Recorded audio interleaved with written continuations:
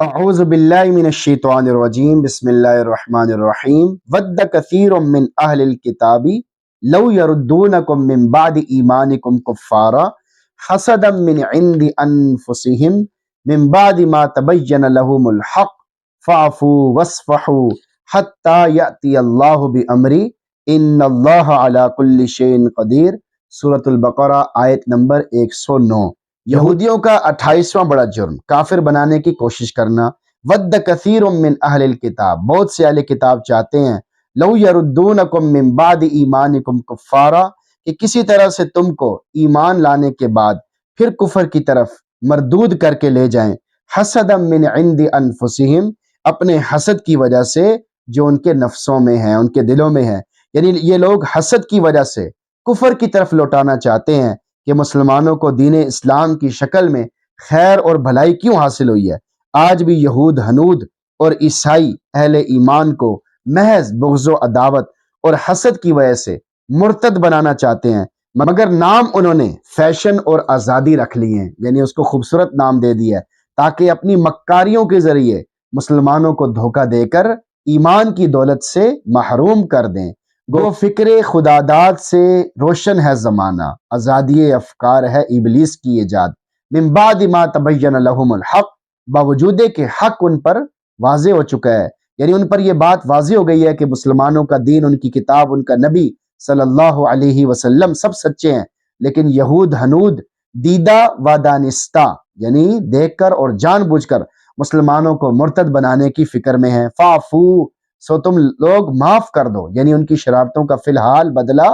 نہ لو۔ وصفحو، اور درگزر کرو، یعنی ان کی شرارتوں کی وجہ سے فی الحال زبان سے بھی انہیں برا بلا نہ کہو۔ واضح ہے کہ یہ عفو درگزر کا حکم جہاد کے حکم سے پہلے کا ہے، نیز معاف کرنے درگزر کرنے کا یہ معنی بھی نہیں ہے کہ ان کے فعل پر رضامندی اختیار کی جائے، بلکہ مقصود یہ ہے کہ ان سے فی الحال قتال نہ کرو اور ان کی بری باتوں کا جواب نہ دو، حتی یأتی اللہ بامری، یہاں تک کہ اللہ تعالیٰ خود اپنا فیصلہ بھیج دے، یعنی جہاد کا حکم نازل فرما دے۔ آگے مسلمانوں کو تسلی دی جا رہی ہے کہ اپنی کمزوری کی وجہ سے گھبراؤ نہیں، کیونکہ ان اللہ علی کل شیء قدیر، بے شک اللہ ہر چیز پر قادر ہے، وہ اپنی قدرت سے تمہیں غالب اور یہود کو ذلیل کر دے گا۔ آیت کا میسج آپ کے نام، یہود و نصارہ کی نفسیات۔ اس آیت کے تحت یہود و نصارہ کی اسلام دشمنی کو سمجھا جا سکتا ہے کہ وہ کس طرح کا ذہن رکھتے ہیں۔ یہود و نصارہ کی فکر آج بھی یہی ہے کہ مسلمانوں کو کسی طرح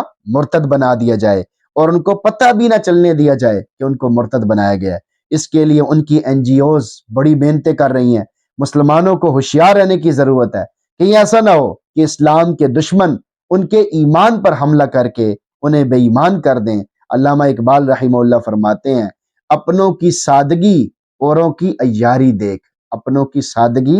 اوروں کی عیاری دیکھ، تو اپنے ایمان کو محفوظ رکھنا، بچانا یہ بہت ضروری ہے۔ یہودیوں اور عیسائیوں سے بچنا بہت ضروری ہے اور بچتے رہنا ضروری ہے۔ دیکھیں اللہ تعالیٰ نے ان کے بارے میں جگہ جگہ کیسے ان کے بارے میں بتاتے چلے جا رہے ہیں، تو آج بھی یہ حکم اسی کا اسی طرح ہے۔ آج بھی یہودی اور عیسائی وہ مسلمانوں کے دشمن ہیں اور سخت ترین دشمن ہیں، اور وہ آپ کو اپنے جیسا بنانا چاہتے ہیں، یعنی یہودی آپ کو پیسے کا لالچ دے کر، لڑکی کا لالچ دے کر آپ کو بھی یہودی بنانا چاہتے ہیں۔ اسی طرح عیسائی جو غریب غریب ملک ہیں افریقہ کے، اس میں ایسا ہو رہا ہے، ایسے جو مسلمان ہیں جو غریب قسم کے، ان کے پاس دنیا کی چیزیں نہیں ہیں، ان کو دنیا کی لالچ دے کر ان کو اپنا ہم مذہب کیا جا رہا ہے۔ کتنی بستیاں تبلیغ میں لوگ جاتے ہیں تو وہ بتاتے ہیں کہ یہ بستی پہلے مسلمان تھی اب عیسائی ہو گئی، یہ بستی پہلے مسلمان تھی اب قادیانی ہو گئی، تو وہ سب محنت کر رہے ہیں، اپنا پیسہ لگا رہے ہیں، مسلمانوں کو دین سے دور کر رہے ہیں۔ کوئی مسلمان کے پاس تو سب سے بڑی نعمت وہ تو ایمان ہے، وہ تو مرنے کے بعد